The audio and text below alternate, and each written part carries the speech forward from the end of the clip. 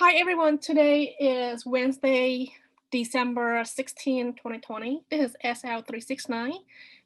Today I have Carolyn Hawkins. She is a channeler for a spirit guide named Sun Bear. He is my spiritual teacher for over 1 year. How I get to where I am today in terms of my gift and how I have grown spiritually in my crypto predictions has a good track record because of Caroline and Sunbear. So Caroline will channel Sunbear now. Once he get in, then I have a few questions that I want to ask. But basically, this session, I want to introduce Sunbear and Caroline to the crypto community. Sunbear, he specializes in spiritual development, which means that anyone who is interested in growing the gift organically, they can call up Caroline, she channel him, and then he provide the insight. That's what I did last June. That's when I met him. And he has been helping me profoundly. I talked to him a lot last year and I talked to him this year for a few times, but he has gave me a lot of insight, tips, technique that I'm still using today. It's very effective, but it's a slow process, but it's very effective. So now I'll let Caroline channel Sunbear.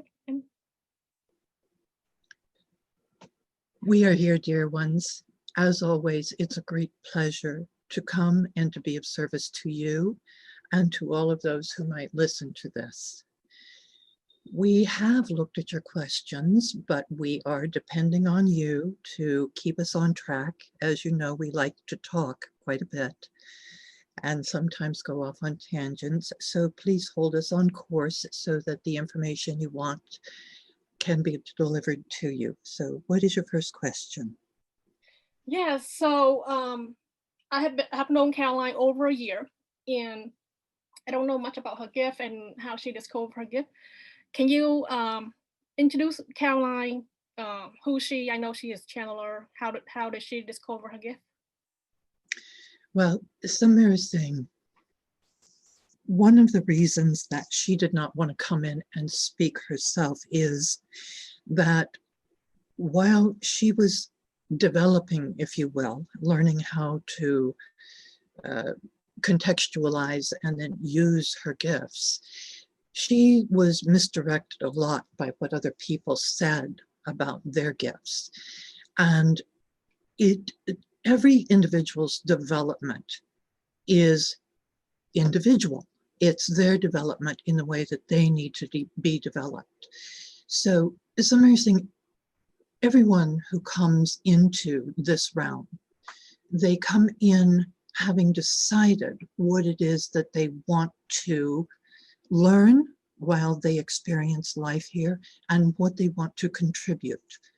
And then when they come in with a large contingency of spirit guides who help them to learn and to contribute in the ways they want. Now, a lot of people are not aware that they have a large contingency of spirit guides. That's not problematic. We are very, very good at our jobs. We are excellent at our jobs. And we have ways that can spark opening in people and understanding. We can help drop information into their path. We can they can hear a certain song and a line in the song causes them to realize something. So we're very good at taking care of our charges who are in this dimension working.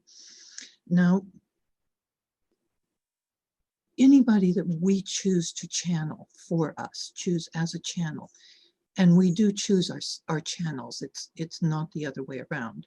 The channel doesn't choose us. We choose the channel. And since we are a soul that is over 2,000 strong at this point, there are many aspects to our soul. And each channel will bring through a different aspect of the Sun Bear group soul. So I'm saying he'll talk to you about that later on. But the way that this particular channel discovered or developed was that from a very, very young age, well, from the beginning we were with her, but around 5, she started being able to walk around her home. It happened to be in a desert area, so she was able to go and explore the desert. And she started to notice that there was one being in particular who was with her that was invisible to everybody else. It happened to be one of the master teachers for your earth plane. And she had lovely conversations with this master teacher. And when her mother found out about it, her mother wrote it off as having, as a lot of children do, an invisible friend. But that was the beginning of her starting to understand that there was something else going on in this world than what she was being told was going on, what she was being taught was going on. And that started her curiosity. It sparked her curiosity. And as she grew, she studied and learned and finally, eventually had a context in which to hold her gifts. And because of her particular interests in life,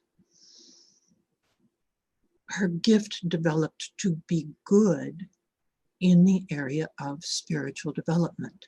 Now, another channel, such as yourself, would have been pulled or pushed or attracted to all things mathematical, all things currency related, accounting, things of that nature, because your gifts lie in that area and you needed a 3-dimensional, a worldly context in which to apply those gifts.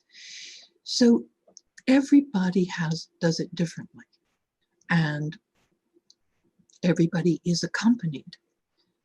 So it's not as much of a mystery as it seems to be, but it does take somebody who has a passion and a drive to know more than what the rest of the world is up to. At some point in everybody's life, they will ask, is this all there is? And then the second question comes, what else is there? And that's when the true journey begins. Mm-hmm. Did that answer the question? Yes. So, did her spirit guide develop her gift, or she took classes with channeler or spirit psychic?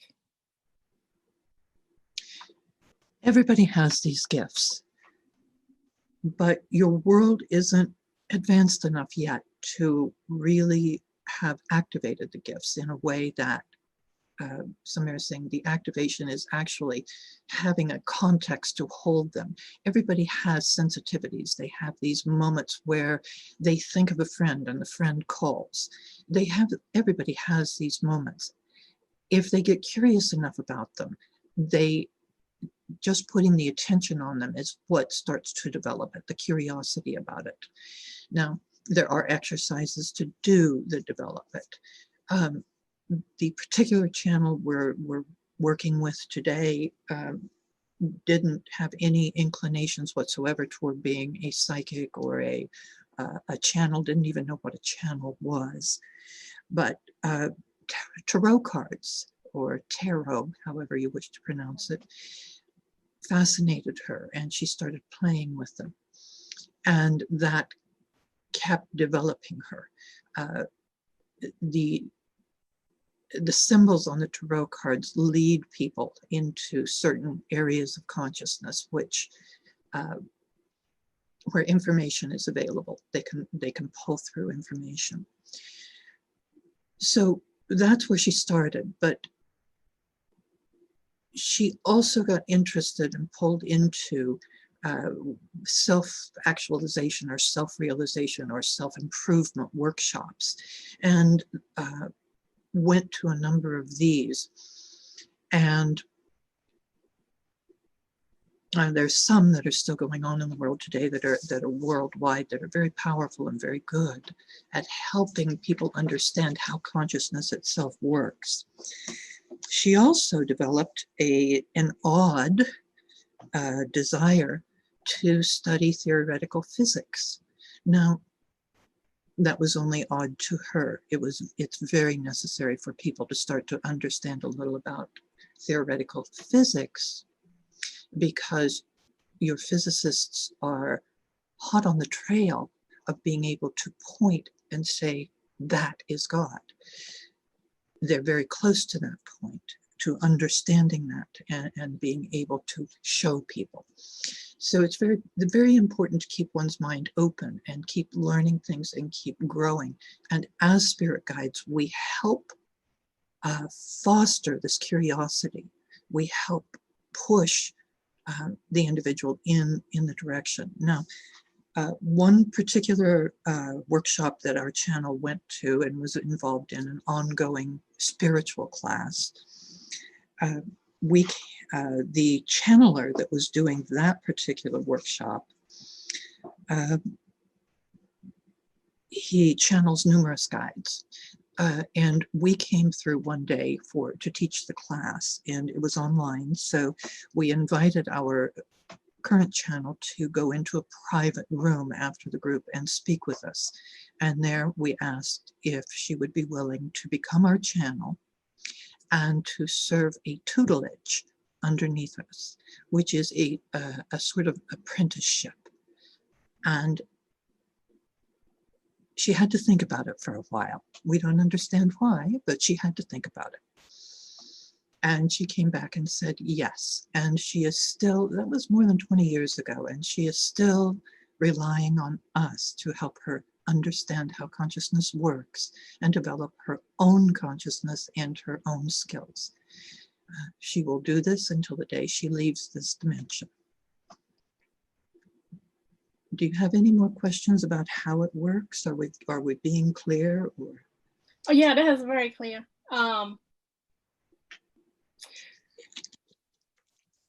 So is there a daily rituals or practice that Caroline, the channeler, that she does every day to keep herself spiritually fit? Yes, absolutely. There are a number of things that have to go on. Anybody who wants to be a channel needs to have as few distractions in their life as possible. They need to simplify their lives. They need to live a simple life, because outer world distractions, the spiritual energy is very subtle. It's always there, but because people are paying attention outwardly, they miss those inner subtle energies. So it's very important to simplify one's life. And as you're learning personally, that may involve not having a job out in the world. And when one reaches that point, then they are helped to be supported financially in other ways other than working a 9-to-5 job that is very distracting. Now, other than that, there has to be physical fitness. There has to be psycho-emotional fitness and balance. There has to be, well, on top of that, the whole path is actually very simple. A little prayer, a little meditation, and a little service. So the daily routine, and this is good for anyone who wants to do any kind of spiritual work. In the morning, before getting out of bed, sit up in bed and meditate for 15 minutes. And then say a prayer, offering yourself to the Great Spirit in service. And the prayer can go something like, Great Spirit, I give myself to you, all of me, the good, the bad, the light, the dark. Take from me any flaws in character that stand in the way of my usefulness to you, and guide me in the way of service. It's as simple as that. You have focused your intention for the day to be of service and not let any of your wounding, your persona, get in the way of that service, and you will be helped along the way throughout the day. Now, anytime during the day, if there's a challenge that you come upon, then you can say another prayer. Great Spirit, help me make the wisest, kindest, most empowering interpretation about this situation as I possibly can make. So say, oh, some are saying that it's so many incidents happen during the day where people go, oh no, why is this happening? Well, look at what's happening and try to focus on it in a way. Is there some good in this? And try to interpret what that good might be. What that does is short circuit the personal will. Now, the personal will can get people into a lot of trouble. Your world is motivated by a survival instinct that is fueled by fear, and the personal will push forward in the world to get what it wants, driven by that fear-based survival instinct. And that personal will then butt up against somebody else's personal will, and before you know it, there are huge fights, there's entanglements, where if you just take a moment and say, there has to be some good in this situation, ask for help to make the wisest, kindest, most empowering interpretation. You pull yourself up energetically just above that survival instinct, and you find that the energies are gentler, more supportive, and you may not get what you want, but you're going to wind up getting something that you didn't expect that might be better than what you wanted. So at the end of the day, meditate for 15 minutes. And then before going to sleep, ask the Great Spirit, show me any place I could have done better. And you might see a few places where your fear got hold of you and you pushed for a result. You might see a place where you snapped at a coworker or another person, or you may have, it's any number of things, but there will be a couple of things that come up, and then you just say, all right, help me do better tomorrow, and go to sleep, and it's done for the day. A little meditation, a little prayer, a little service, and remember to always ask for help, because the help is there. All right? Mm-hmm. That's the ritual. Yeah, that's very awesome. So, it's how easy, but actually not, because I'm going through it right now. A lot of my followers and members and friends, they have spiritual gift. They want to develop it. Is there such thing as like a fast track spiritual development program, or is there a method that I can quickly connect with a spirit guide or improve the gift quickly? Well, some are saying there are many books and many teachers out there who offer fast track methods, and you can get a limited degree of success. However, be aware that fast track methods can get you into trouble pretty quickly. Now, we talked about being psycho-emotional balancing. You need to clear your baggage. You need to not engage the fearful survival instinct. These are things we just touched on. When one develops through time and goes to the trouble of committing to serious spiritual practices, psychic development is a byproduct of that. It happens on its own. It doesn't have to be forced open. It just is there. Now, there are universal laws that through spiritual work, one starts to understand the universal laws, and they come into alignment with those universal laws. And those universal laws, you can equate it to something like the laws of physics in your world. If you ignore the law or the principle of gravity and jump off of a tall building, you're going to have to deal with some pretty unpleasant consequences. So if you want to push through and develop psychically without the spiritual side of the development, you don't know those universal laws. You can very easily wind up with some consequences you don't want. So it's best if one looks at psycho-emotional balancing. They learn meditation. They learn about prayer. Meditation being listening to the spirit of the universe. Prayer being talking to the spirit of the universe. And some other spiritual methods and develop in that way so they have a balanced persona, a balanced ego, and they're not distracted by their survival instinct. That way, the psychic abilities come about naturally. So fast track methods, if you want, absolutely go ahead and try it. You're living in a structure that will cause you to have experiences that push you back into the right direction. So it's as simple as that.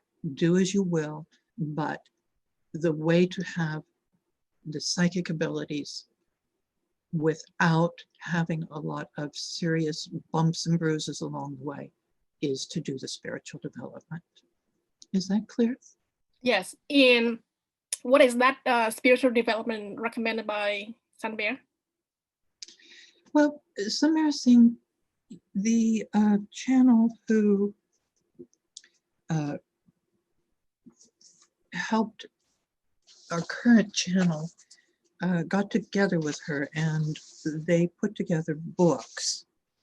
And there are 8 books available. Samir Singh, his channel hates when he's self-promoting, but these books were put together by 2 of his channels over the last 20-year period. And there's one called Master's Guide to Psychic Development. Mm-hmm. And that one will go through the basic principles and understandings of psychic development in a spiritual way. But then there's also the Master's Guide to Prayer and Meditation, which will help one understand the principles of prayer and the principles of meditation. And there are a couple of meditations that are given in the book that are helpful. But those 2 books are available through Amazon, and the other books are available also, but it's the whole course of spiritual development is written through these books with these 2 channels working together. So it's easily accessible information.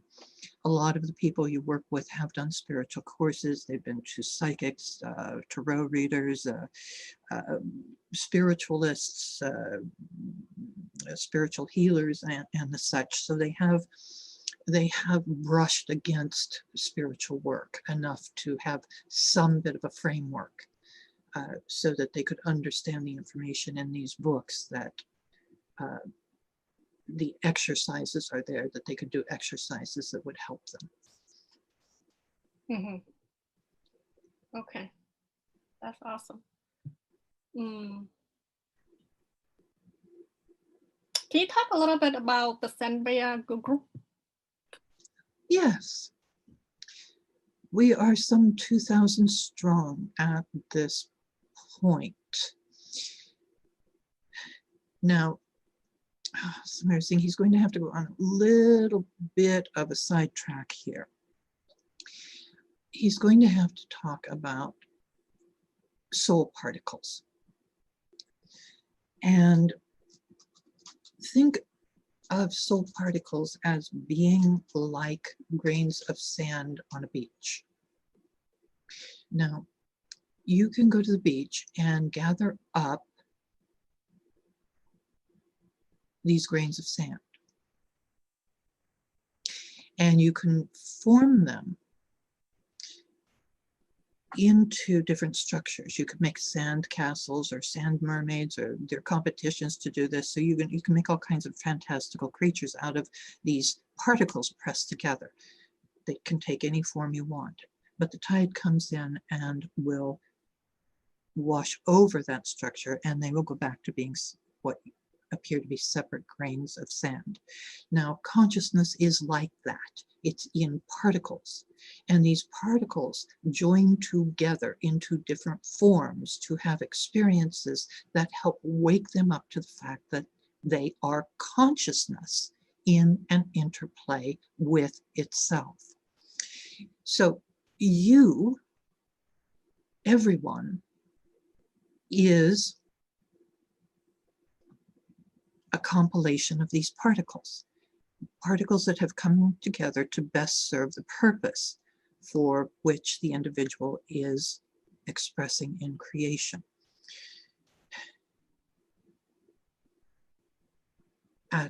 There's some thing he hears from time to time, people saying, well, a part of me wants to do this and a part of me wants to do that.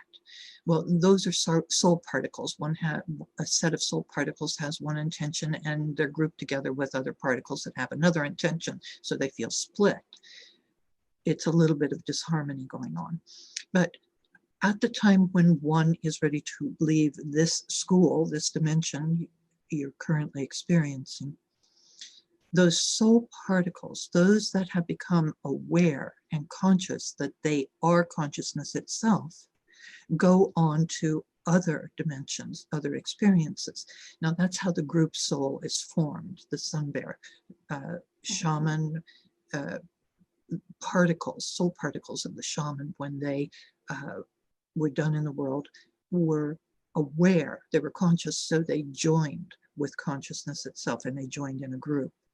Those particles that aren't aware go back into the beach, if you will, and join together with other particles and have more experience. So there's this continual combining and recombining of other particles. That's why you hear people say things like, oh, I have a strong identification with, we just had the name,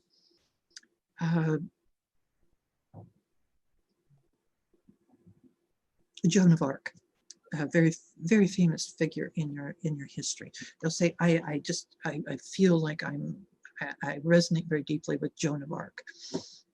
They're carrying particles that had expressed as that identity before. They're carrying bits and pieces of that identity, so they have a resonance with it. Now, that is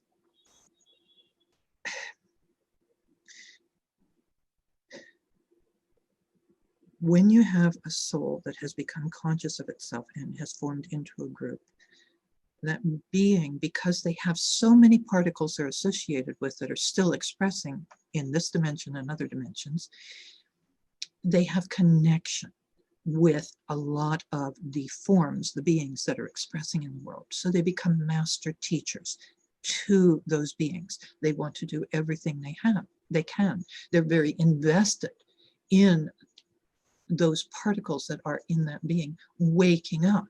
So they will do anything they can to help develop that individual group of particles so that it too can wake up. Was that too confusing? Somebody's asking. It's a little bit longer than I thought. But I understood how it was formed. Pardon? But I understood how the Sun Bear group was formed. Those particles that became aware, they became conscious of themselves as consciousness, grouped together. Mm-hmm. That's a soul group. Mm-hmm. They have a particular interest in shamanic activities in, a lot of Native American souls, Chief Great White Eagle, tall trees, two trees, a lot of Native American, so Mary's saying Indians. He's an Indian, he can call himself one. A lot of Indians, but also many indigenous cultures around the world have shamans, and they have a particular mindset, they have a particular energy about them. So when these particles that become conscious leave this dimension, they are naturally attracted to each other. That's what forms the group. Oh, I see. So how I stumbled upon Sun Bear is through a mutual friend last year around summertime. She posted her reading with Sun Bear in online in my private group, and she talked about some of the crypto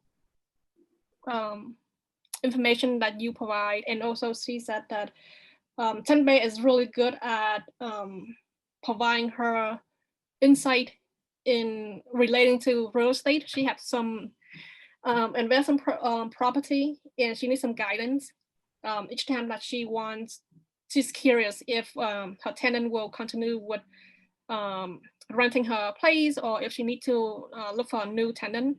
Sun Bear has always come through and gave her the guidance and everything that he said related to real estate predictions come to pass pretty quickly. Another thing that Sun Bear is really good at is when, like, my friend, she lost a piece of jewelry a couple of months ago, very precious jewelry. And then she called Sun Bear up, and he told her exactly where it was. You know, it was inside her jacket pocket. She thought she lost it somewhere else. And then also last year, I lost 2 important items, and Sun Bear told me that no, the item is not lost. You will find it, will appear within two to 3 days, and that's true. I called the last place that I was at, a store, and then I found the item that was missing. It was my wallet. It fell off. That I didn't realize it fell off. And then, like, a few months later, I misplaced my credit card, and then Sun Bear said it's in my jacket, but I had no idea that I actually misplaced it, and I found my credit card in one of my jacket. So Sun Bear is really good at sort of like lost and found items in real estate, but also Sun Bear is really good at coaching people. Last year, I had a lot of spiritual development questions, and I had, like, after I was activated by Spirit Guide in 2018, for 6 months, I had like immense, huge pressure on my head and my atlas. No one could figure out how to relieve the energy in the blockage. I spoke with a ton of different people, like psychics and astrologer, but they didn't provide the right solutions. But when I came to Sun Bear, he provided me a solution which is pretty simple, but it's very effective. You told me to see a specialist, a chiropractor. And then after about 2 months of seeing my chiropractors, realigning my spine structure and my bones and my atlas, the tension release and the energy that I receive daily from my spirit guide and the daily download now is flow very smoothly. I still have daily download, but it doesn't cause head pressure or neck pain or spine, or my whole body is in pain. I don't have that like last year.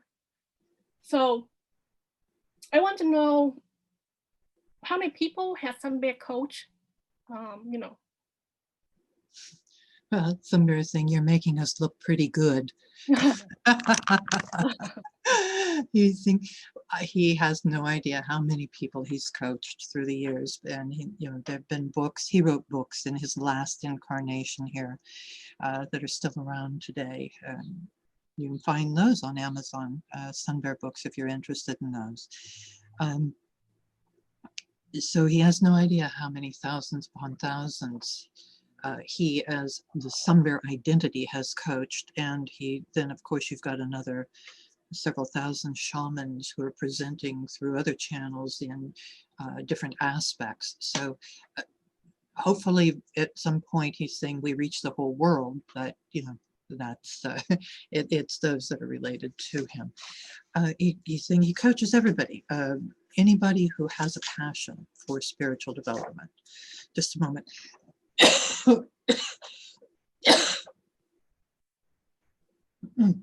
You think the cough is because he pushed a little too far into the aura of the channel. There are all kinds of strange anomalies that can happen because it's energy. It's all energy moving. But he's saying he has no idea. He's coached people from every walk of life. He's coached international politicians. He's coached corporate leaders. He's coached doctors. Doctors seem to have a lot of attraction to the Sun Bear soul for some reason. Through this particular channel, he's saying he speaks with a lot of doctors. So writers, artists, they also are quite frequent visitors for this channel. So he's saying he just doesn't know who's going to come, who's going to call, and it doesn't matter because they're coming and they're calling because something inside of them is resonating and they are curious. Their curiosity has been stimulated. So Samira, saying that's a kind of non-answer to your question. Yeah, but he actually answered my next question. I was curious, what kind of people call Sun Bear for spiritual advice. He named a couple of professions. That's awesome. Yeah, I just want to understand what type of people call Sun Bear. And I'm surprised that the actually politicians and Yes. entertainers call Sun Bear too. Are you talking about like U.S. politicians or international politicians? International. You get outside of the United States and you especially get into some of the European countries, they're much more open about spiritual practices and they're much more open about channels and psychics and such. And you'll find that they're very hungry, very eager to have more information and to find ways to develop themselves so that they can be of greater service in the world. And those are the people that call. They have a passion because there's something inside of them that's saying, just give me a place where I can serve, where I can be of use. And that drives them every day. So those are the types of people in any walk of life that can happen. Awesome. So I was activated my spirit guide in the end of 2018. Mm-hmm. Can you explain to the viewer what does it mean by activated by spirit guides?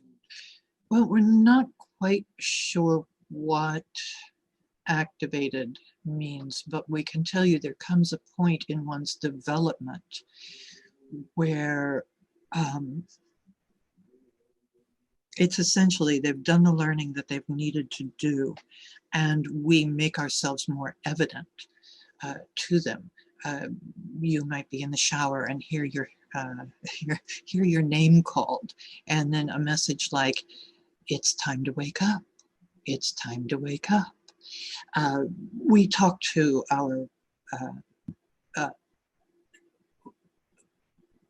we don't even want to call them our students. We talk to the people we're connected to in that way. We talk within their consciousness. We use words sometimes, although words are the most ineffectual form of communication.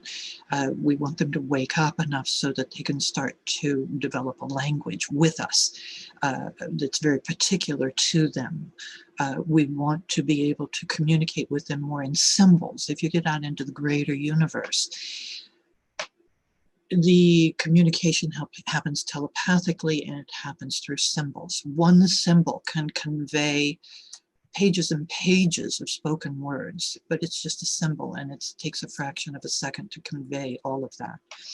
So we have to develop a relationship with the person we're working with. They have to become aware that we're there and we're real, and that they have to come to trust us. We have to develop a language that has symbols they understand, such as the word activate. It means something to you that it may not mean to somebody else. So we have to come up with words. If we say door to a person, every person we say that word to is going to have a different picture. We need to find out what your picture is so that we can send you a picture of door instead of using the word door. So it's a very involved process, but there comes a point where it's time for you to start using everything that you've learned. We say that you might petition God or Great Spirit. We know God is a very loaded word in your world, but and triggers people, but Great Spirit, Spirit of the universe, whatever word you want. You've implored the Spirit of the universe for to be of use in the world. And the Great Spirit has said, all right, just wait there, I'll be back. So in that time, you grow and you learn. And finally, Great Spirit comes back and says, all right, your place is ready in the world. Now, somebody is saying that's the moment he thinks you're referring to as an activation. When you're ready to go into the world, there is like a switch goes on inside of you, and you say, you feel a relief of some sort where there's been pressure building, and it's like, oh, we're at the starting point. We're at the starting line where I can do something to be of service. So the activation itself comes in many, many ways, As many people as there are, that's the number of activations there are. But you have sufficiently developed, and a place has been made for you in the world where you can give your gifts into the world and help the people of the world. Mm-hmm. So there's a lot of people who really interested in growing the gift. What if they feel that they are ready? They're ready to have more connection with a spirit guide. They want to able to see more visions. What if they feel that way and spirit guide think that they're not ready? Is there a case like that? Well, it's not about the spirit guide making a judgment if they're ready or they're not ready. We, as we said earlier, we pick our spirit guides. We pick our channels. We pick the psychics we work with. We pick the people we work with. And we do that because we have a relationship with them that is far beyond this world. Some are saying, do your work, do the development. If you feel ready, put yourself out in the world. If you find that you're hitting a wall after wall after wall, maybe you're not ready. It's not about us making that determination or the spirit of the universe making that determination. It's when you're ready. Well, the best way probably to say it is the path is made easy for you. It's made smoother for you. It's not that it's not scary, because there's a lot of fear along with it. You're way out on the cliff, but it's a smooth transition. You don't keep hitting walls. If you come to a place you feel blocked, or you feel I can't do this, something will happen. There will be something that appears to help you move forward. If you're not ready, then you won't be able to see that the help is there to move past whatever the block is. So it's the individual, their level of development. You can have somebody in your school system who's in 7th grade saying, I'm ready to go to college. They can go to college, but how much are they going to understand? How much are they going to get from it? How many obstacles are going to be in their way? So it's about the individual development without judgment from the spirit of the universe and without judgment from a spirit guide. We don't play any role in it. It's about you and how you have developed and where you are in your development. Does that make sense? Yes. So Okay. I think each person development might be a little bit different. Some people, I mean, I think now I've learned that everyone who came here have some kind of spiritual gift. Some Yeah. have more advanced spiritual gift than others at a young age because of their life mission or their life purpose on this planet. And there are some people who have the spiritual gift inside of them, but they're not aware that they have the gift. And now they at the old age, they want to get in touch with their spirit guide. They want to see visions, whatever vision that they are interested in. They just don't know how to go about it. And somebody taught me to develop my gift. What I need to do is if I whatever I see in my dream, I write it down and look at the pattern and study it. And I think, exercise that I do every day is daily meditations, the mindfulness meditation. So that two exercise combined is how I grow my gift. But actually, that is just part of it. My group of spirit guides, they helped me a lot. They gave me a lot of, Yes. they helped me like 90%. And then I feel that they did like 90% of the work. And then I did 10% of the work. And maybe my higher self did some work as well. Because I got the daily download, they realign my energy when I sleep at night. And they also help me open my third eye as well. When I sleep, they do that. So what if a person who watched this video, they don't have that kind of assistance from the spirit guide? Then they cannot like sort of improve their gift quickly. Well, but somebody's saying everybody has spirit guides. Yeah. Everybody in this world is here for a different reason.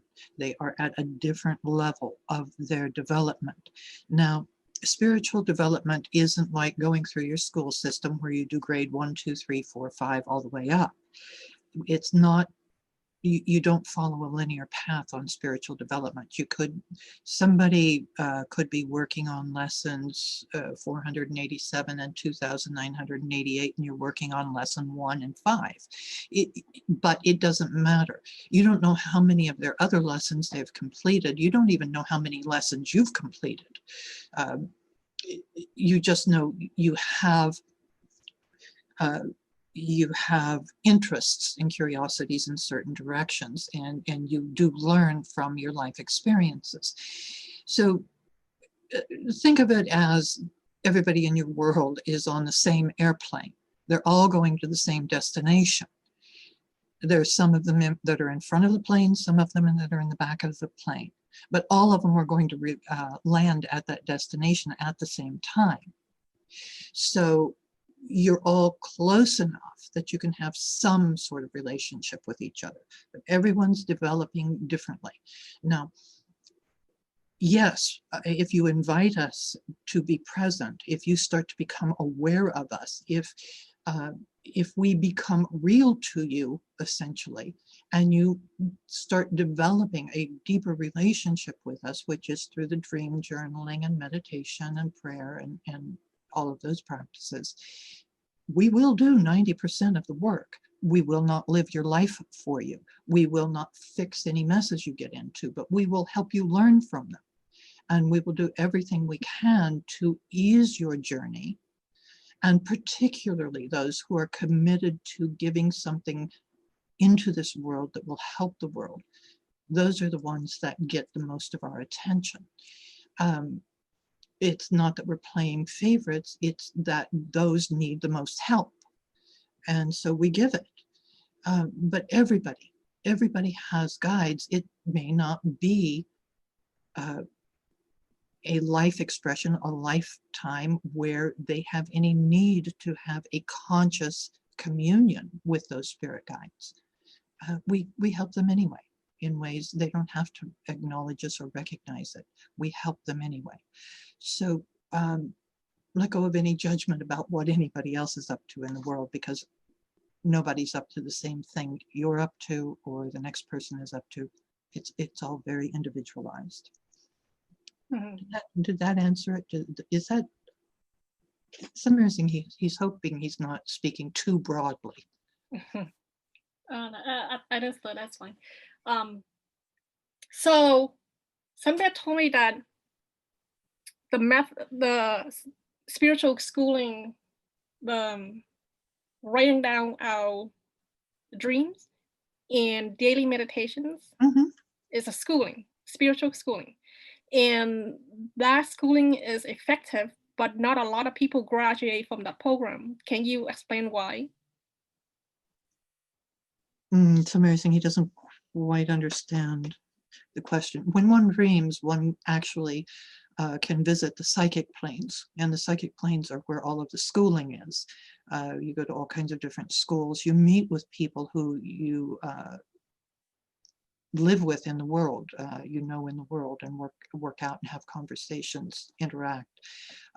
Very rich plane of healing and realignment. When one dreams, their spirit guides help them move up to the psychic plane so that they can work out things that they can't work out in three-dimensional life. So it's amazing he doesn't understand the rest of that question. Oh, sure. So the method that Sanbei is teaching me is a combination of daily meditations plus record our dreams daily and wake up in the middle of the night and write down the pattern. So that exercise is sort of like my method. But Sanbei said that a lot of people haven't finished the program because it's difficult. It's easy, but it's difficult. Can you explain why there isn't a high successful rate? Because most of the people in your world at this point are lethargic. Samir is saying that problem is actually being overcome at this point in your history, where more and more people are starting to take an active role in life in general. But spiritual work isn't easy. You live in a three-dimensional world, which your minds break things down into very linear fashion. The three dimensions referring to height, width, and depth. Those are the three containers of your dimension. Your mind has to break things down into a linear pattern. You get outside of three dimensions and go into the fourth dimension. Everything is happening simultaneously. It's not linear. So you have to start to make sense of it. You have to pull it back into three dimensions, that information back into three dimensions, and interpret it, break it down into tiny little three-dimensional concepts so that it will fit into three dimensions. That's very hard work. Now, spiritual work, a lot of people are very interested in what we call the sexy part of the spiritual work. I want to be a psychic. Okay. You want to be a psychic? That's sexy for you? Fine. But when it comes down to it, do you want to face your wounding? Do you want to face anything out of alignment within yourself? Do you want to have to look at where you may have hurt people and clean that up? Do you want to be very self-examining? That's a big part of spiritual work. Do you want to 2 or 3 times a week commit to doing an exercise so that you can have dreams that you record in your journal when you wake up in the morning?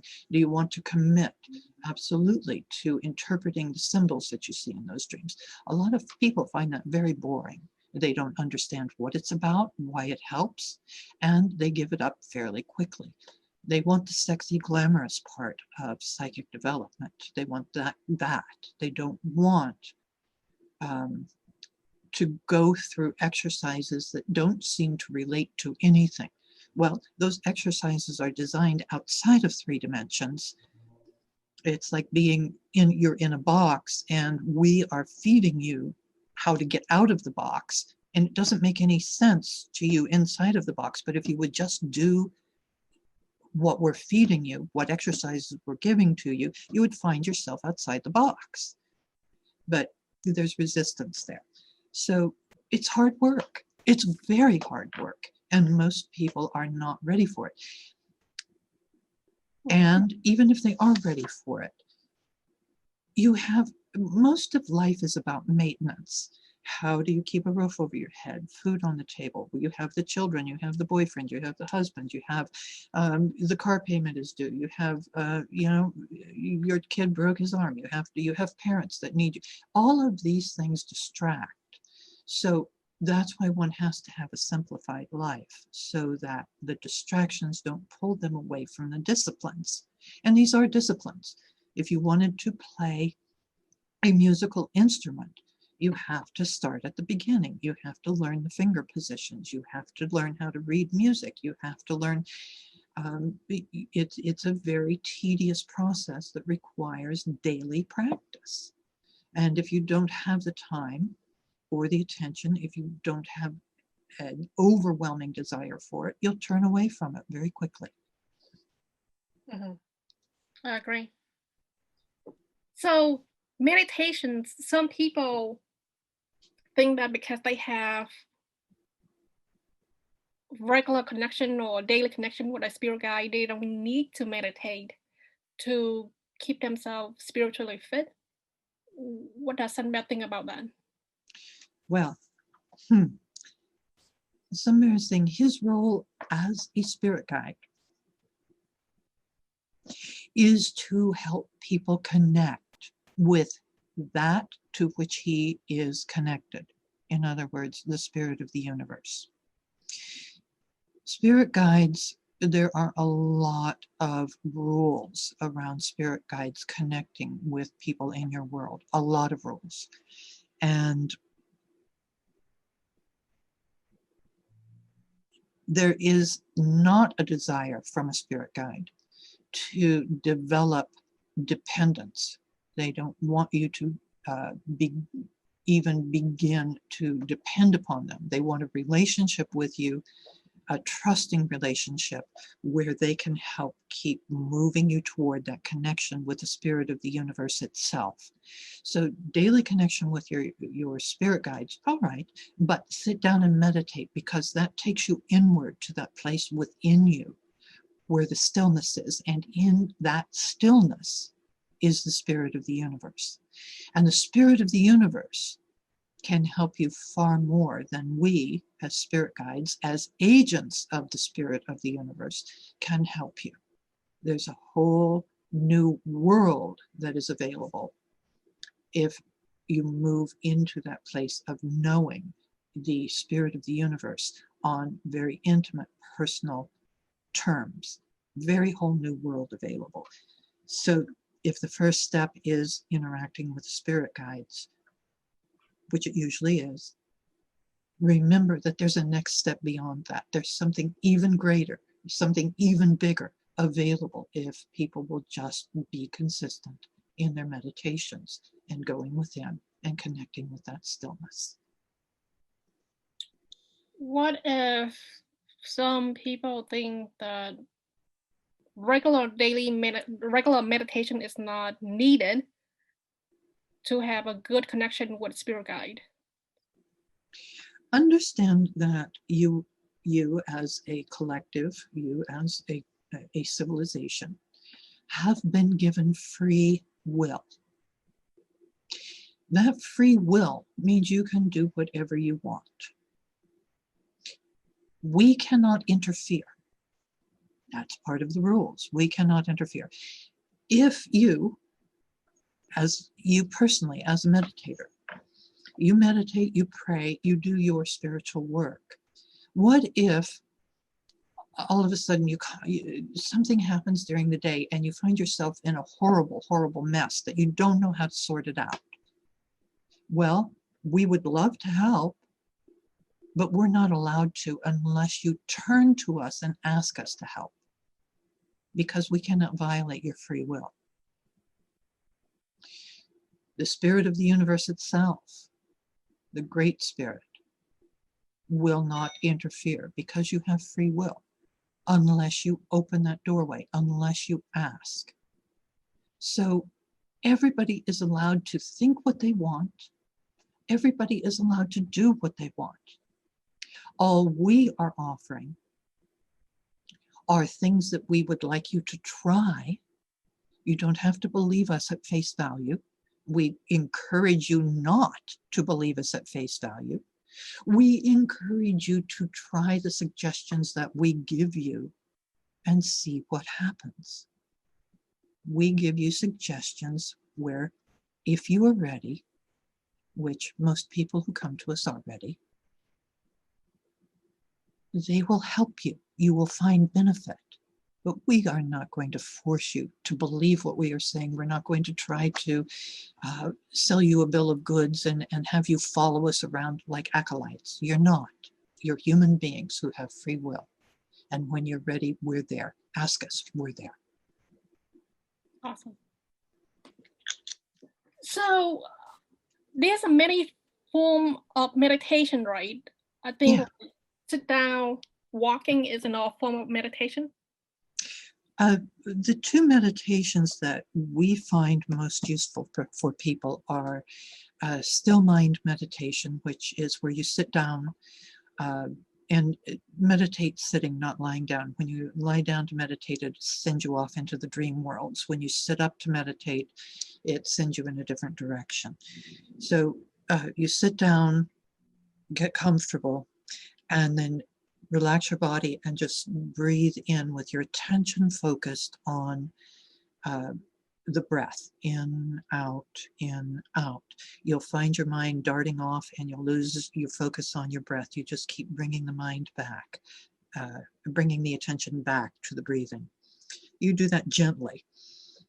At about the 10-minute mark, after you've practiced this for a while, at about the 10-minute mark, you'll start to feel a shift where you lose more and more interest in the thoughts that are racing around, and you get more and more involved with the breath, and you feel yourself being pulled deeper down into that still place within yourself, which is where the Great Spirit is. And after a while, you'll find that you intended for a 15-minute meditation, and you wound up sitting there an hour just bathing in that gentle love that is deep within, that stillness deep within. But at some point, you'll find yourself pushed back up, where you're pushed back into the world, if you will. So that's one meditation that's very useful. It's very important one learns that the physical biomechanical machine that is the human body, information is taken in through the physical senses. That's what people pay attention to most, because the survival instinct counts on that information to protect the human. So what you're doing is pulling your attention away from those physical senses and allowing the inner senses.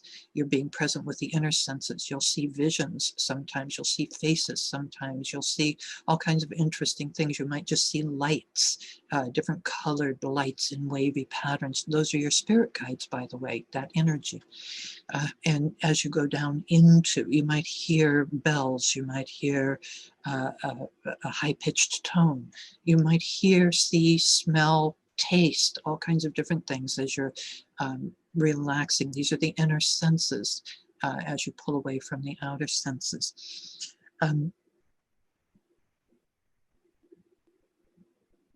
Somewhere saying he completely lost what he was talking about. What was the question again? Oh, sorry. I'm talking about meditations, and then he's talking about one kind of meditation, and then he's talking about when through meditation we see colors, animal, and things. Right.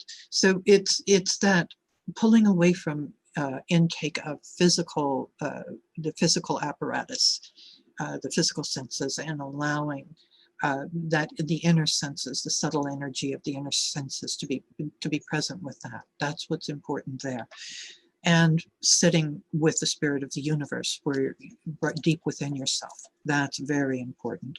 Now, the other meditation, a lot of times people have too much anxiety or they've got too much going on and they just can't get their mind still. So another very effective meditation is take a walk in nature and set aside 15 minutes and go someplace you enjoy nature and focus your attention very closely on the details of the nature around you. And let all of your physical senses start taking in the sights, sounds, smells. Just let it wash over you, and keep looking at you see a tree, a beautiful tree. Get up close and look at the bark. Look at the shape of the leaf. Look at the light shining on it. Just take everything in. That pulls your mind away from all of this outer world nonsense that goes on and pulls you into yourself. It also helps you feel connected to all that is, which is the truth. Everyone is connected. Everyone is energy, and all of this energy is connected. So it pulls you into that place of feeling connected. It will help ground you.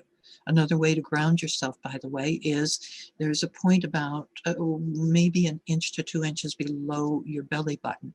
If you feel ungrounded, just take a moment and breathe deeply into that place, gently down into that place, just a couple of inches below your belly button.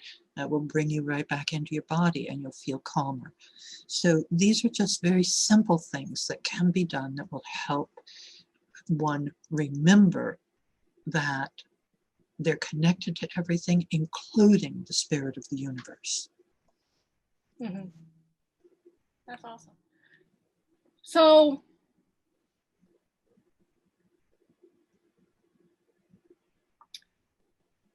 meditation is not like one form, one method to open our third eye? Well, you're talking, essentially the third eye is a chakra. Yeah. So you're talking about the chakra. Uh-huh. Now, in your world, it's people usually say the aura emanates from the body, but it's actually the other way around.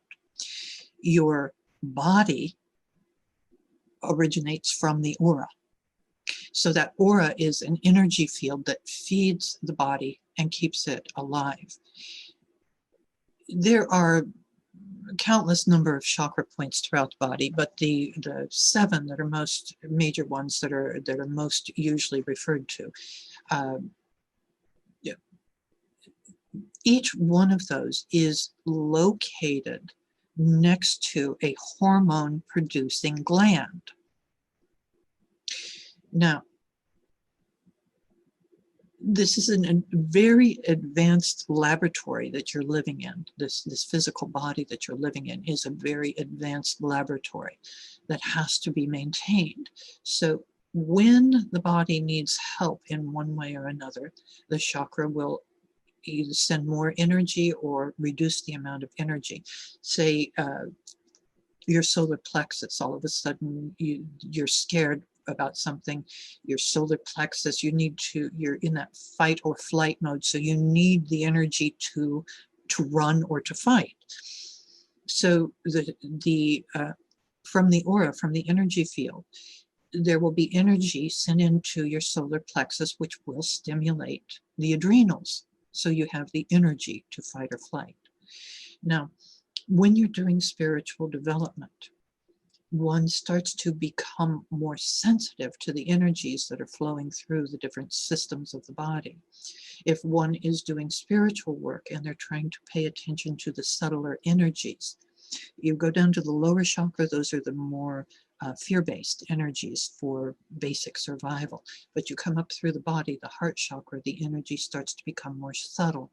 You go up to the what you call the third eye.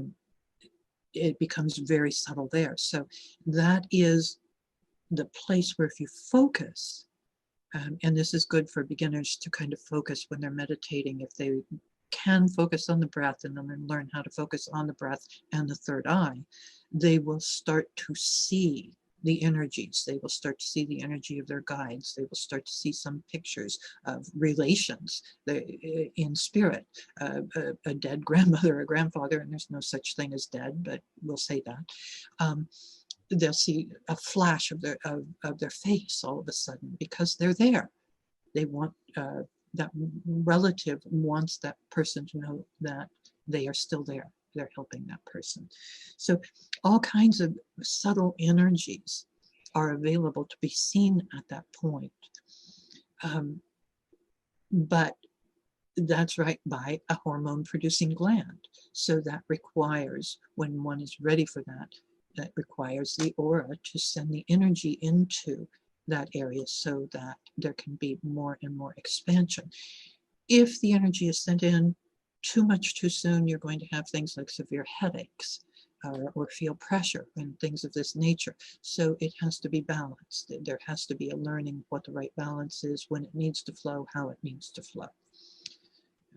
Have we covered what you asked? Yes. Do we need our crown chakra open in order to see vision?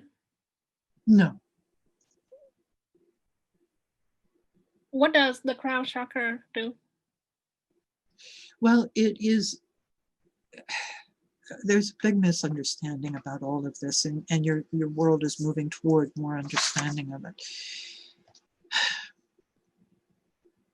The crown chakra, well, somebody was saying, again, you don't need to believe him. But you will find eventually that this is true and has relevance. The individuals think of things like my mind as though their mind is separate from everybody else's mind, but it's not. There is the mind, which is accessed through the crown chakra. And when the more the crown opens, the more one has access to the mind and can pull through more information.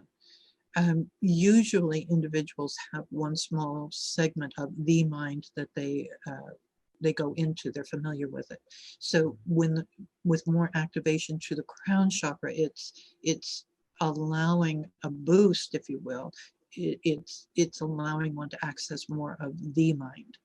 And you'll find that you say some people are geniuses. It's because they've got enough energy flowing through the crown that they're accessing larger segments of the mind itself. But everybody is drawing from this larger mind. And somebody is saying he knows he's painting a picture that is inaccurate, but to reduce it to a level where it can be understood inside of 3 dimensions. Yeah, just think of it as this gigantic brain sitting up there, and everybody hooks into it and draws from different segments of it. That's what the crown chakra is. I agree with the mind, because when I access information for cryptocurrency, I think I tap into the dimensions that have information, and then all the people who have ability to tap into cryptocurrency information, they also tap into properly the same source of information. You're understanding correctly, yes. Okay. I don't know if this is true or not, but some people said that when their third eye is open, they could see dark entity or unwanted entity. So that is what some people believe or think based on what they read and watch. Is it true? Again, there are universal laws that have to be adhered to, or one can get into trouble. One of them is that you have a built-in survival instinct that motivates you through fear. Now, if one hasn't found balance in their psycho-emotional body, if one hasn't really understood that mechanism of survival and how to essentially move above it. The fear will always be there, but one stops responding to it. If one hasn't done that work, then when they start to open up, it can cause problems. The imagination and the intuition are side by side in the human physical mechanism. And so one has to learn to move above the fear, because the fear stimulates the imagination and instead of the intuition. So you've got two rods in your brain. One goes, two routes. One is the intuition, the other is the imagination, which can seem very, very real. If one is being motivated by their fears that they haven't addressed, they're going to see dark entities. They're going to see fearful things. So that requires a lot of work with understanding how their mechanism works and being able to essentially disconnect a little bit from the fear. And then one can start to feel a very obvious distinction between the imagination and the subtler energies, the much subtler energies of the intuition. So some are saying that's one of the laws of the universe. Don't go into neighborhoods you don't belong. And that fearful imagination will drag you into fearful projections. That's all there is to it. So basically, a person have to like control their mind. If they don't want to see negative entity, they need to tell their mind, don't think about it when they meditate, or don't think about it too much. Well, let's use an example. A channel, in order to be a channel, has to move their persona aside from the body. They have to move slightly over to the side. Now, if you've ever had an out-of-body experience in a dream or otherwise, where you are moving out of your body, if you look back at the body, the survival instinct will go absolutely crazy. And you will have so much fear, it will snap you right back into the body. Now, a channel has to overcome that in order to move aside. They have to know enough about how consciousness works. They have to know they are not that body. They are the consciousness that occupies that body. And they have to come to a point where they are so trusting of the process that they can let go of what feels like a connection to their body and sidestep. That's what has to be learned. When one meditates, one can feel themselves coming into the presence of a very powerful energy. The survival mechanism kicks in fear and says, don't go there. Well, they have to come inch up towards that. They have that inner stillness, that inner great spirit connection. They have to inch up toward it. And so they can get accustomed to it, a step at a time, a step at a time. So all of this requires not a mental discipline. It requires understanding. It requires a context. It requires coming to understand that context. So there's no way to override that mechanism. There is a way to tame it in such a way that one can go about their business without having the survival instinct running the show. And that has to be learned. Mm-hmm. Okay, I got it. You keep saying like do the work. Are you talking about remove distraction from our life, simplify our life, don't have a fearful, don't have this survival instinct, regarding to money. Money is a total form of survival, and having balanced ego. So when you're referring to like do the work, are you talking about all those stuff? Some are saying the path is very simple. A little meditation, a little prayer, a little service. If one is consistent with that, they will be led through every other step they need for their life, for them to be able to open to this greater reality that's going on. It's simple. We could lay down 1,000 rules and you're never going to be able to follow them. We're talking about what happens as one does the work. But the work is a little meditation, a little prayer, a little service. Does that help clear that up? Yes. So the service is that basically using your gift to help humanity, right? Service is sharing whatever you have come to know. You don't go out and bang people over the heads with, I had a great meditation and I met God. That doesn't work. But if you are looking to be of service, if you are longing to be of service, that means your heart chakra is active. And you will find people will be magnetized towards you, and they will ask you questions. They'll say, hey, I'm having this problem and I don't know what to do. You'll have something from your experience to share with them. That's service. Now, service takes many forms. So you are a channel about cryptocurrency, and you are a place has been made in the world for you. Your service is very vital at that level. So there are different levels of service, and it's not for everybody. The level of service where you're working requires you give up a lot, as far as you're not engaged in the world the same way other people are engaged with the world. Your life looks very different. So you're giving up that engagement with the world.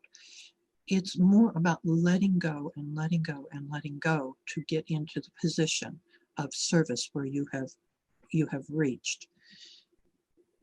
But service is about sharing what you have come to know, and you have worked hard to come to know a lot. All right, does that make sense? Yes. And one thing that you said that really helped either a channeler or a psychic with the accuracy is have a balanced ego. Can you talk about how a person can have a balanced ego? All right. Ego, identity, persona, they all are essentially the same thing. It's how one identifies themselves. It's the clothes they put on in the morning and how they present themselves to the world. It's what they believe themselves to be. It's a construct of thoughts, and there are many, many thoughts in there. So as one goes through life, there's wounding that happens. In childhood, there's a lot of wounding that happens because the child doesn't have the ability to interpret what's going on for them in ways that are empowering. So there's a lot of wounding that has to be addressed. And Samvera is saying there's been more than one person who's shown up for a reading who he has sent back for psychological work, sent them to see a psychiatrist or to get medications to help them, or sent them to a psychologist to do talk therapy. Anything that helps untangle that wounding will help one expand what they believe themselves to be. It will help to expand their field of experience in the world. They'll be able to experience things in more empowering ways. Now, all of this tangle of thought can, and you know people like this who are caught up in their victimhood or their story or whatever, or other people who are caught up in having to have a fortune because they didn't have money when they were a child. Those sorts of things have to be cleared out. And one has to come to understand that not who they are, but what they are. And they are consciousness in an interplay with themselves. They are consciousness having an experience through this biomechanical machine. They are not the biomechanical machine. So as they come to understand that, they disconnect more and more from that story, from that wounding. So there are points where there's always ego, if you will, inflation and deflation. It's a very natural process. Sometimes people are full of themselves and can feel like they're the greatest thing in the world. And then something comes along and bursts that bubble and they get deflated again, where they feel like they're the worst. Those are very natural developments of the persona, identity, ego. But one comes to the point where the highs are not as high and the lows are not as low because they are not, well, this phrase is very much misunderstood, but if one really thinks about it, they can figure out what this means. One comes to the point where they understand nothing matters. Nothing matters. There is always help. They are never alone. Whatever is going on, if they ask for it, the help is there for them. They are never alone. Therefore, anything that's going on, it doesn't matter. It doesn't matter what's going on. They're safe. They understand that. And that's a balance point. That's a very important balance point if one is doing the level of work that you're doing. If one wants to get to that level, it's very important to find those balance points. Do the psychological work, clean up the diet so the mechanism is more supported and there's more balance in it. Don't go gorging on sugar and caffeine, which can throw all of the balances out and one can't hear a clear message of the subtler energies. Don't go, you can have a glass of wine, don't have a bottle of wine. You need to keep a balance point. So it's every place in your life has to come into a point where, well, for most people it would appear pretty boring, but it's not. It's not. There's so much that richness. You have found so much richness in your life and continue to discover more and more richness because you've committed to do a little meditation, a little prayer, and a little service. Got it. Then, so for the past 2 years, a handful of my friends, a couple hundred people online, where we have gone through maybe 5 to 6 different psychic astrologer. Mm-hmm. We asked them, those people specialize in personal reading, personal consultations.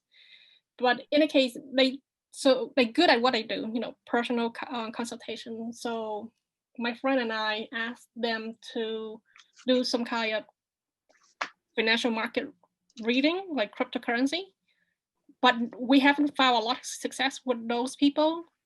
Is it because financial investment is difficult to predict, or they branch outside of the expertise? All right, understand that a psychic reading is only as good as the moment it is given. In other words, when one is doing a psychic reading, it's in that moment that the information is good. You move to the next moment, it might not be good anymore. So Samir is saying, again, there's not a magic formula here. One has to start to develop a sensitivity to the energies of cryptocurrency, which you have done. You started studying it, you started looking at it, you started watching the trends and learning everything you could about it.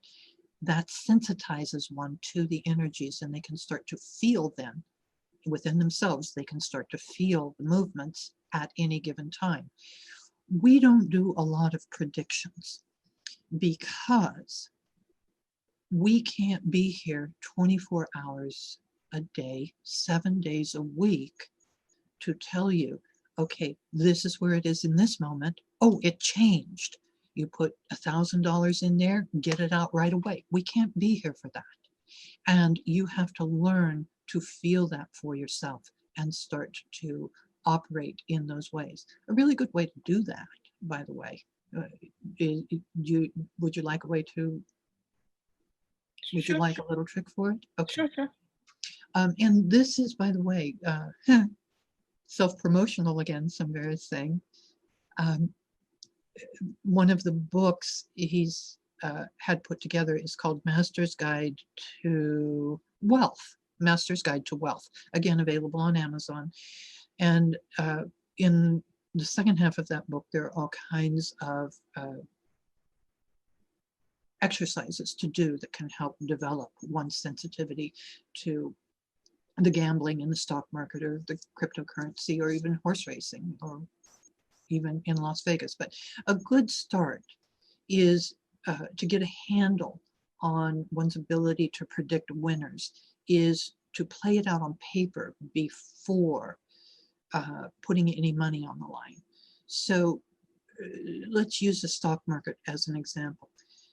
You would make a spreadsheet and you would pick, let's say, 5 stocks, and you would put them out on your spreadsheet, whatever the price was that day, and you would decide to invest, say, $1,000 across those stock picks. So you split it out. And then you make a prediction as to whether you think it's going to go up or down. And then you check it each day to see if that prediction comes about. And then once you feel a little more comfortable with that, you start to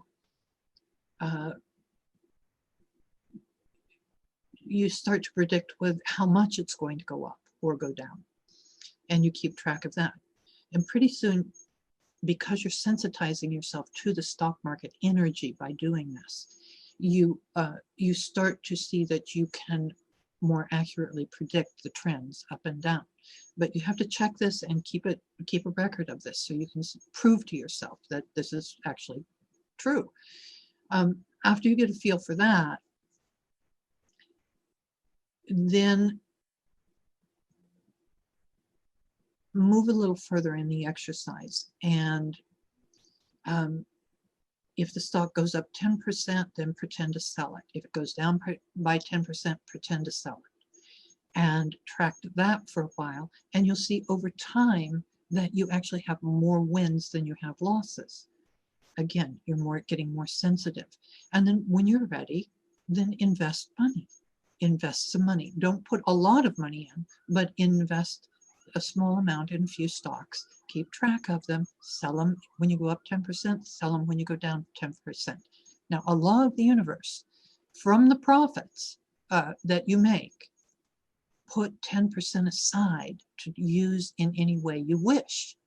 The remainder of your profit, the other 90% of your profit, reinvest it. And in that way, you can actually start to build a little nest egg on the side, and you can get better and better and more sensitive to the stocks. So you'll see over time, if you work with this, if you're committed to working with it, you'll see over time you make much more gain than you make losses. And that's how you build your wealth. Got it. But that's all described in the book. Those exercises, that and other exercises are in that book, so that one can start to sensitize themselves to whichever market they want to be trading in or gambling in. Mm-hmm. Now, call on your guides also. Most people have spirit guides who are indigenous. They're Indians, they're Native Americans. Most people in the United States will have at least one Native American guide that's in the group of guides that works with them. And this is a big secret. We're really good at gambling. We like to gamble. So if you will do the work, we will help you. I see. Is it? Not sure. So back to the questions. How come some psychic, that would call them up, like they're good at what they do, but when we ask them to predict or provide future predictions for cryptocurrency, like either the pricings or the direction of the market, how come they couldn't have a good track record?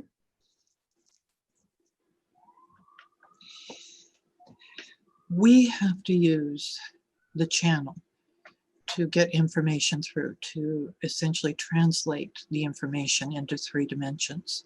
Okay. The only way that that translation works is if the channel has a lot of information that they have learned, and we can use that information by coming through them. In other words, because you are continually studying cryptocurrency and watching its movements, and you know a lot about accounting, you know a lot about math, you know a lot about money, because you have taken the time to educate yourself in those ways, you're a very good channel, and your accuracy is getting better and better and better. If somebody doesn't have familiarity with the crypto market, or they only have a passing knowledge of it, how are they going to be accurate? But if a psychic is good at personal reading, and then they reading the tarot card, or they're using pendulum. Earlier you said that those two are good to use to predict cryptocurrency, but if they don't have experience in like numbers or math and things like that, and then watch the market and study the market and can feel the trend and direction of the market on their body. That's what I do. I can feel it, Yes. see it, the movement, and before it moves, I feel it. So if they don't have that, then their accuracy will reduce, right? Yes, somebody was saying the confusion is coming from when he was talking about using those tools. He's recommending that those you're working with who are investing and have at least some basic knowledge of the cryptocurrency market, because they're in it, playing it, and you're helping them. Those are the people that should be using those tools. Don't go to somebody else for your information. Learn to do it yourself, and you'll get better results. Now, again, psychic information, you may be given a psychic information, but if a psychic tries to project out into the future about what's going to happen, well, it's about as accurate as throwing a dart at a board. Sometimes it'll hit, sometimes it'll miss. Some other thing, again, it requires an understanding of how consciousness itself works. Your psychic abilities with this, you're channeling information, and you have psychic abilities that can feel the energy movements because you have educated, you have sensitized yourself to the market. Mm-hmm. Very, very few people on this planet have the sensitivities to the market that you have. So if you're going out there to another psychic who hasn't done the work that you've done, the predictions are not going to be anywhere near as accurate. And they're only going to be good for, what should I buy in this moment? And then and when should I sell it? And the when should I sell it is going to be a guess.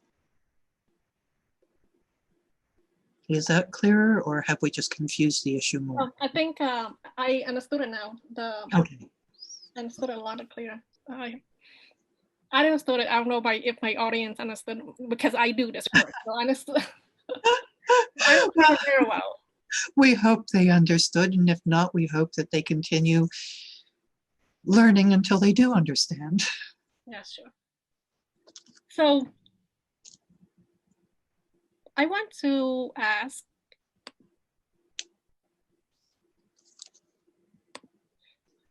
if the government will ban a crypto company, even that company didn't raise their funding through an ICO, such as Digibyte or Theta, I think that's the 2 companies that didn't raise their funding through an ICO.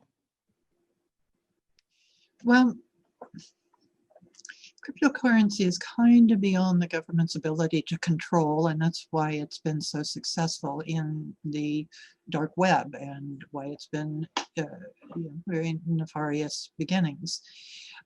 Will they try? Absolutely, because it's becoming a bigger and bigger thing, and there's money to be had in it. Well, they'll try to control it, absolutely. But can they ban it really? Not at this point. There aren't any laws governing it. There aren't any. It's based in all kinds of different countries around the world, and every country has its own laws. Now, as cryptocurrency enters the mainstream use more, there will be government rules about its use in certain settings, which could mean it can't be used in a typical bank, a standard bank setting. You can't put it in your savings account at one of the big financial institutions that are already established. There may be things like that where they can block it because they have a lot of rules around the banking system. They could block it at that point. But those things, mainstream cryptocurrency, that's a very bumpy road in the US and in the world. So you'll see a lot of push and pull around it. You'll see a lot of nonsense around it, trying to control it, trying to govern it, all of that. What we have been suggesting, and this idea is already out in your world, but for a smoother transition, there's an instrument in the publishing world where copyrights, every country has different laws around copyright protection. So if somebody wants to publish their work internationally, it used to be that they essentially were letting go completely of their copyright. But then there was the inception of an international copyrights treaty and conventions, which any country that joins that organization honors the copyright laws in every other country that's part of that organization. There has to be an organization like that for cryptocurrency, where all of the member countries who are joining saying, we pledge to operate under these laws and protect other countries. When you get to that point, it's an international currency. It's a world currency, which is where it has to go. So that's something to look for, the development of that, when that starts to come into the conversation of creating some kind of an overarching organization that can protect the use of cryptocurrency, that will cause any single government from being able to control it. Mm-hmm. So which means that most crypto company will be safe in the meantime? If no, right now, if say your cryptocurrency is based in another country that doesn't have any, you have no protection whatsoever. There are no laws, no rules, no nothing. So if that cryptocurrency formed, people invested, tens of millions of dollars in it, and then that cryptocurrency disappeared, you have no recourse. But if there's an organization, when there's an organization, you will have protections, not just from the company disappearing with your money, but from governments trying to interfere with its use. Okay. So in the future, there will be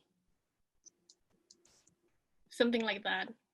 I forgot There will be, yes, there will be something of that form. Treaties, an organization with treaties and conventions for cryptocurrency, which provides cooperation between countries and avoids one government from controlling it. Mm-hmm. It'll become a world currency at that point, a legitimate world currency.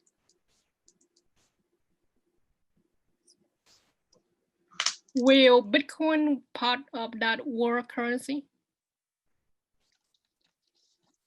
Yes, it will be, but Well, you have curiosity around, Samir is saying he doesn't remember what your question was. He just glanced at the questions earlier. There was something about the form of cryptocurrency. What was that question? And that will help answer what you just asked about Bitcoin. Oh, I asked, will the U.S. U.S. government ban a crypto company even though they didn't raise the money? No, Yeah, there was another question that you haven't asked yet that had to do with the disappearance of cryptocurrency. Yeah, I forgot. I didn't ask that. Well, cryptocurrency will change forms, and it will be a slow change. It's not going to be overnight. You're not going to wake up one morning and find out that there's a brand new form of world currency and your investments in crypto are useless. No, it happens slowly. Change happens slowly, but there will evolve a new form of cryptocurrency. Now, Bitcoin may not be called Bitcoin at that point, but the companies that are thriving right now, really thriving and are out at the head of the market, they will adapt and they will take on different forms, but you won't lose your investments. So some are saying Bitcoin will be part of the world currency. Whether or not it's called Bitcoin at that point or not, he doesn't know. Okay, got it. So how far is that in the future? Are we talking about a few years or 10 years? Well, again, this is a prediction, and how predictions work at this level is that he can tell you it's going to happen, but it depends on how fast the world moves forward. And your world has been moving forward pretty quickly over these last few years and getting faster and faster. Things are changing more and more and more rapidly.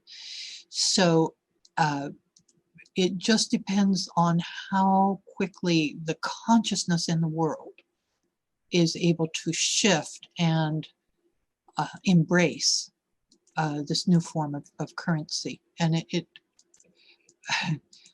and your measure of time is an artificial construct in your world. So he can tell you it could be within the next 2 years. It might take longer than that for this to be embraced at that level. Okay, got it. But it's about the collective being willing to accept cryptocurrency as a viable currency. Got it. So I think I know what question you were looking at. I'm looking at the list of questions here too. So do you see that the current cryptocurrency system will go away in 2 years? And right now there's a group of people developing a new type of cryptocurrency in secret that even the team member don't even know the full scope of this new system. So is this new cryptocurrency system will replace the current system? Well, and it's not a different cryptocurrency that's being worked on. It's a different encryption system that's being worked on. mm-hmm. And well, at this point, it's not all that secret. It's been worked on for a very long time. And if you look to your space program in the United States, a lot of invention that's commonly used in the world comes from the space program. And they are the ones that have been working on developing an encryption system for the mission to Mars. And that encryption system, some are saying he's not going to name what it is. You can figure it out. Yeah. But that encryption system will start to become used because it's a much more safe encryption system than what's currently being used. But it will start to come into common use over the next several years. There are a number of companies who've picked up on the research and are working, developing it.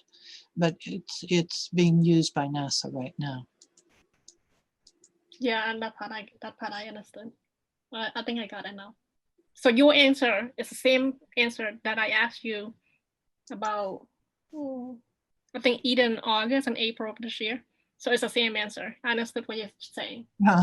Okay. Yeah, because someone is got a piece of information saying that the current system will be gone and then there will be a new system coming in. So therefore, whatever we're investing right now in the future, it's not that we will lose money, but like the new system coming in, so don't invest too much. Well, it's something saying, again, this is not overnight. This is a slow development. And those who are serious investors are going to have the pulse of the market, and they have you helping them to look and see where things are moving and changing. And they'll be able to see, oh, look, this is new. I want to go investigate that. And it feels like I want to move some money over there, and it'll go smoothly. It's not this big shock that they suddenly lose all their money in the crypto market. Oh, okay, then that's more comforting than the information that's out there right now. If it's not wise, kind, and empowering information that you're getting through different psychics, ignore it. The highest messages are wise, kind, and empowering. So don't buy into any of the fearful predictions. Mm-hmm. Got it. So I forgot. I think this has been mentioned by a few people on YouTube or on the internet. They said that the collective consciousness and our free will can change an event, an outcome of something. Then some of my members in my group, they are curious because I get prediction from my spirit guide, some pricings for a ton of different companies, some really sky high pricings. So they ask me and they want to know. So if the collective consciousness can change in an event, doesn't mean that if, for example, we predict, I don't know, Digibyte go to $10 and the collective consciousness don't want Digibyte to go to $10. Doesn't mean that Digibyte will remain at the lower price. Is that how it works? Can like collective consciousness change in advance like that for cryptocurrency? Well, the scenario you have presented, the answer is no, absolutely not. But think of it in terms of group prayer. There are groups of people who join in prayer for different outcomes, one way or the other. And there is power in that. It actually involves shifting outcomes. They can, a group can get together and pray for the healing of somebody who's having a hard time or going through surgery, and it can help. But there are a lot of limitations to that, to being able to control at the level you're talking. Your world isn't advanced enough to do that. No, you are a collective consciousness, and consciousness shifts and changes all the time, moving in an upward direction or a more expansive direction. So let's take something different than cryptocurrency. Look at relationship. You have a huge shift that's happening in the form in relationship, how relationships are formed, how who's involved in the forming of relationships. You have men and men, women and women. You have group marriages. You have all of this experimentation that there's a lot of resistance to it, but that resistance is dropping away in your collective. So more and more people are willing to not fight to not have that happen. They're willing to accept that. They're willing to allow that to happen. So relationship is moving into some new forms that are actually very exciting and very empowering. But it will take several generations for these thoughts to go through the collective enough so that it's widely accepted in the collective. Cryptocurrency, what was the original question again? So my members want to know, can a group Can a group consciousness? There aren't that many people focused on cryptocurrency at this point that they could shift it like that. How about the elite, the elite Wall Street billionaire? There's like now, like No. all of them are coming in. No. Really? No.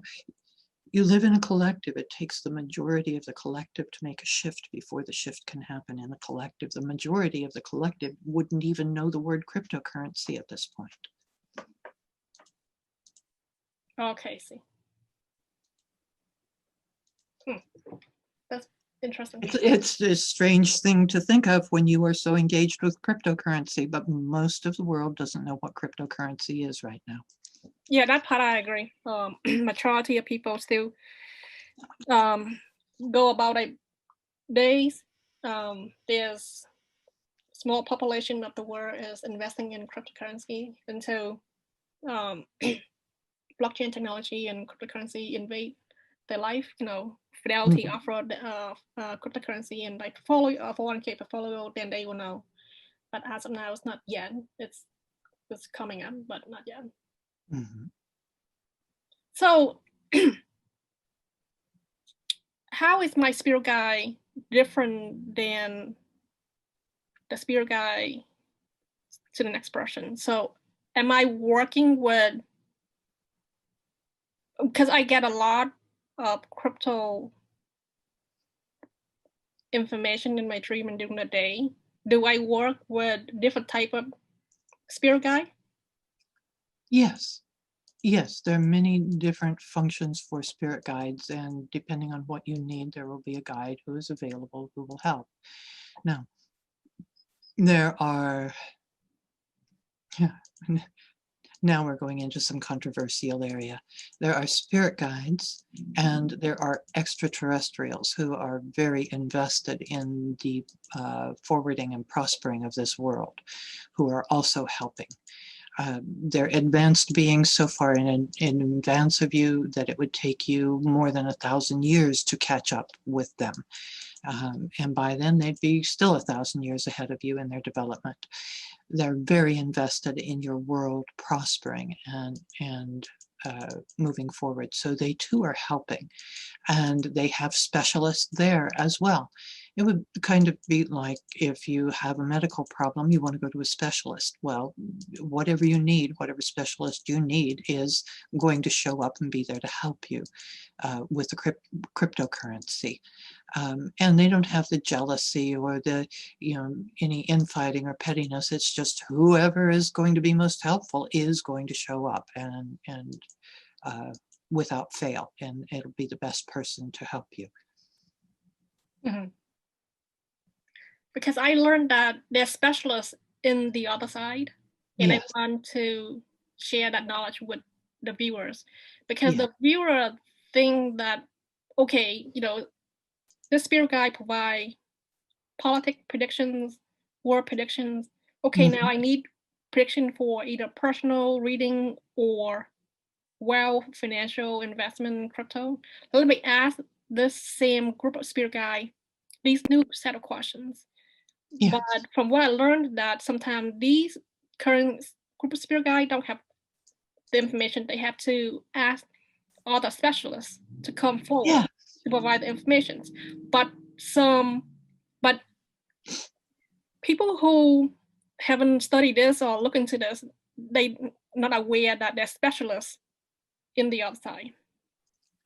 Yes, absolutely. And when we come with a group, not just with our soul group, but we come with other guides who have specialties in other areas. And we can, while we are speaking with somebody, if something comes up and it's somebody else's specialty, we can actually hear them give an answer, and we convey that answer to you.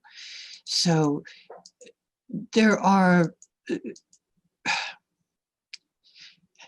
you are in a world that is so safe and so protected. It may not seem like it being inside of it, but you are in a very safe cradle for growth and development. And there is an infinite number, there are an infinite number of beings that help and protect and nurture the growth of the civilization that you're participating in right now. So you're never without answers. You're never without help. The being that can help the best, that is the being, that is the agent the Great Spirit will send to help you. That applies to everyone, right? Everyone. Everyone. Yeah, that's what I understood. What you told me this before. Mm-hmm.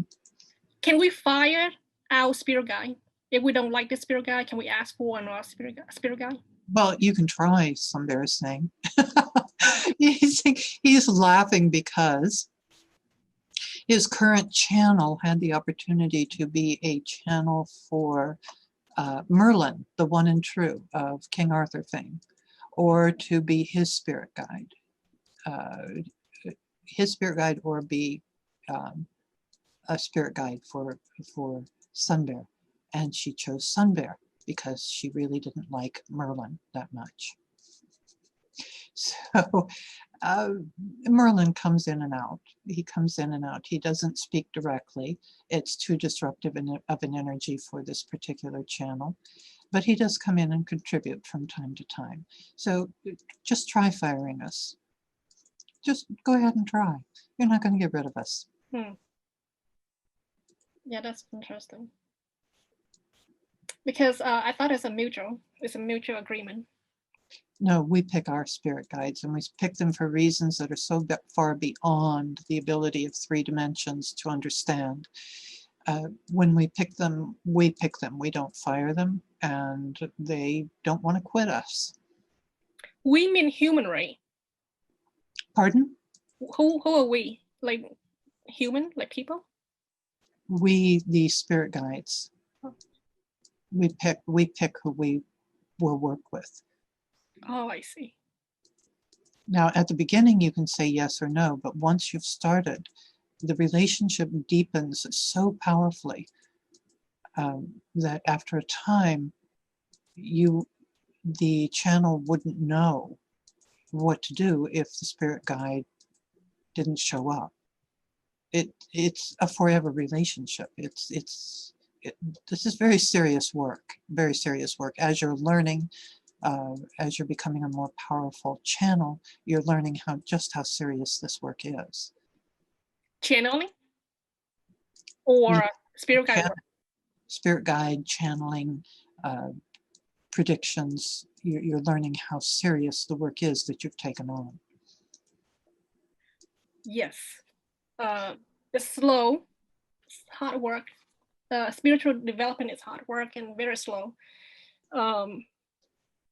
People who have the fortune of getting help from spirit guide 90% of the time, like no, spirit guide do 90% of the work, and then we do the 10% of the work. The process of growing my gift, it seemed easy. The process of like from before I get my gift to the day that I get my gift, it seemed that very easy.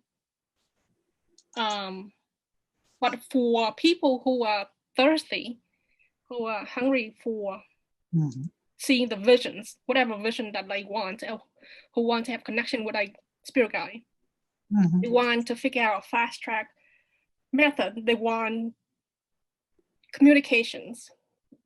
They want a roadmap. But even though this video, we sort of talk about the roadmap, some people think that the process is too simple. 1, it takes too long. 3, they think that there must be something else beside meditating, write out dreams and pray. They think that there's gotta be another method that is more effective, that I can increase my ability quicker. Unless they have the help from the spirit guide, because spirit guide telepathically provide information to me a lot. Yes. In my dream. Mm-hmm. And in particular this year, they came in a lot. And my connection with them in my dreams I'm able to see the image very clearly. Mm-hmm. To me, probably it happened naturally or whatever. But a lot of people also dreams, have dreams. They want to see certain dreams, prediction or war events or whatever. They want to figure out a method to quickly improve the connections. So they're saying they're welcome to try. Yeah. This is a free will world. Let them go try. We are not handing out the truth and the only truth there is. Go try. Go try it your way. We're just offering a way that we know works. Mm-hmm. So my friend has a final question here. He said, what is the best soup? Chicken soup, Boston chowder soup, or what kind of soup he want to ask you? What kind of soup? Yeah. We don't eat food. What are those? What are soups? Oh, sorry. He being silly. Oh, it's embarrassing. Yeah. Many people ask about what's the best diet. Well, how would we know what the best diet is? We don't have bodies. And by the way, when you leave this dimension, you're not going to have a body to be worried about a diet anyway. So. Yeah, I think I agree with that because I haven't seen a lot of entity with a body except yeah. You'll see extraterrestrials with bodies, but yes. Spirit guides, no, we don't need bodies. We have an energetic body, but yes, this world is a fascinating place when you come to really start to understand that none of it's real to start with. It's all a projection, and it's a very, very powerful school, a very, very powerful place to learn the truth of what you are. And it is extremely safe, and it's very well designed. So you can't make a fatal error. Well, I think a lot of people are not aware of it because they are too entangled in their life and the life challenge and whatever is going on. So therefore, some people ignore their intuitions or the voice. Someday they will run out their personal will to the very end and be completely exhausted and say, is this all there is? Then they will turn around and ask, what else is there? And that's when they truly start to wake up. They don't have to. People do not have to know that they have spirit guides. They don't have to work with the spirit guides. When they're ready, they will. It doesn't mean they don't have spirit guides. We're there for them. But when they're ready, it's when they're ready, not when we want them to be. Some people actually run away when people mention the word spirit guide. But if we mention the word angel or guided angels, then that's fine with them. Oh, they don't care they don't care. Nobody cares. None of the guides that we work with, none of the spirits we work with care what you call us. There are angels. They don't particularly care for human beings, but there are a group of angels. And by the way, if you looked at all of the angels in the universe and compared them to the number of human beings, it would be as though human beings were non-existent. That's how many angels there are.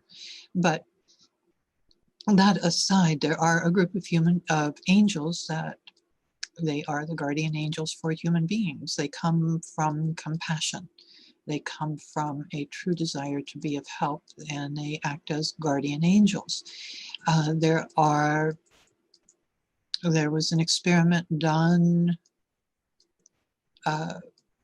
well before, well, way back at the beginning of this earth, where angelic DNA was also mixed with the human DNA, and there's still a small part of that angelic DNA that shows up in a few human beings from time to time, and they're very quirky people, having that strange bit of angelic DNA running through their veins. So angels are involved with human beings on the earth and in other areas of the universe, but for the most part, angels aren't real fond of human beings. You're not going to find a whole lot of beings in the universe who are that enthusiastic about human beings on your earth right now, because you're still a very primitive society. You're still going through a lot of growing pains, and you need to find ways to peacefully interact with each other. So cryptocurrency, by the way, is one of the ways that the world will start to come together. Instead of fighting, will come together and start to act as a compassionate collective. So your work is very important, and cryptocurrency is very important along those lines. Okay, awesome. Thank you. Thank you for answering all of my questions. Sunby and Caroline has been really generous with your time and your advice and information. If people want to contact Caroline, the channeler, where should they contact Caroline? The email is probably the easiest way to do it. And that is Carolyn Hawkins 7, CarolynHawkins, the number 7, at msn.com. Yes. And they can go to whitehawkreadings.com and read a little more about Sun Bear. And some of the books are listed up there too. Yes, and the book are good. Thank you so much. I highly recommend it. Thank you for offering this time and your interview with me today.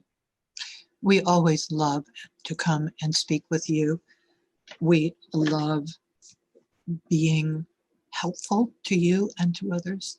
And our channel loves to be floating off, and we've got to go find her because she's gone a little bit further than we expected today. She's probably chasing some extraterrestrial. So again, much love to you, and thank you so much for giving us the opportunity to come and speak with you. Thank you. I'll talk to you later. Bye-bye. Bye-bye.